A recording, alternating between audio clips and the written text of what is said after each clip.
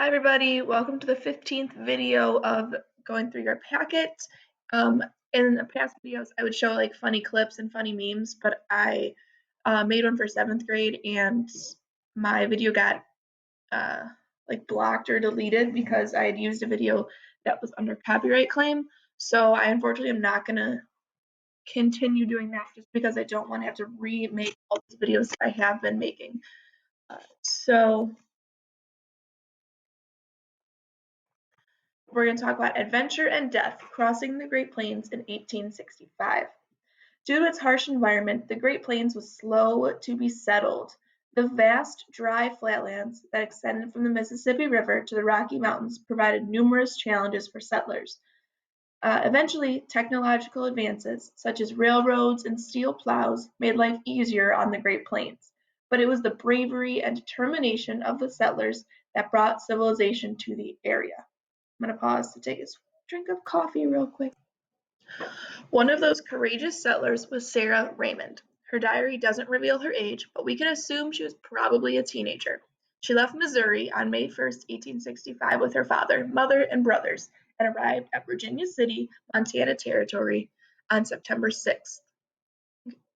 Okay, so Missouri to Montana.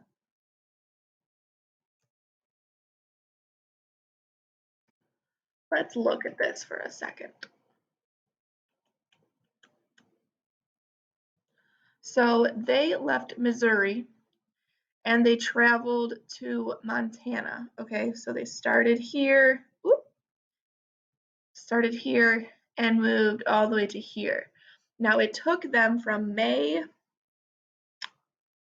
until September. So May, June, July, August, September. It took them 5 months to travel that territory. She journaled her daily adventures, accidents, Indian encounters, dust, monotony, so like boredom, and terror. Following completion of her journey, little is known about Sarah, except that she married and stayed in Virginia City the rest of her life.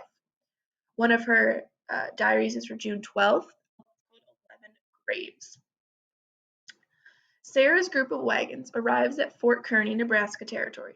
There, the pioneers are confronted with evidence of the hazards of their journey. They say, "We stood by the graves of 11 men that were killed last August by the Indians. There was sort of a bulletin board about midway and at the foot of the graves stating the circumstances of this frightful tragedy. They were a party of 14, 12 men and 2 women, wives of 2 of the men. They were all at breakfast except one man who had gone to the creek for water. He hid in the brush, or there would have been none to tell the tale of this massacre. They did not suspect that an Indian was near until they were surrounded, and the slaughter had commenced. All the men were killed and scalped, and the women taken prisoners. They took what they wanted of the provisions, burned the wagons, and ran off with the horses. The one man that escaped went with all haste to the nearest station for help. The soldiers pursued the Indians, had a fight with them, and rescued the women. One of them had seen her husband killed and scalped and was insane when rescued and died at the station. The other woman was the wife of the man that escaped. They were from St. Joe, Missouri. On Sunday, July 6th, so about a month after seeing that, they see killed on the road. Just after we crossed the bridge, we saw where 2 men had been killed and 2 wagons burned last week. The tire became loose on a wheel of the next to last wagon in a freight train. The men stopped to tighten it, while the rest of the train moved on, not thinking of danger, and went out of sight in a few minutes. An hour later, some of the men came back to see what kept them. There they were, dead and scalped, horses gone, and the wagons on fire.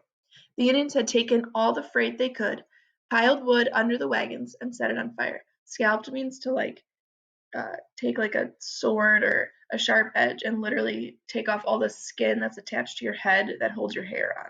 So it's like a clean removal of all your top of your head until like your skull. It's kind of gross. All right, so in the next video we're going to do killing in the camp. We're going to read over the questions and then we'll move on from there. So I will see you in video 16, I think. All right, bye.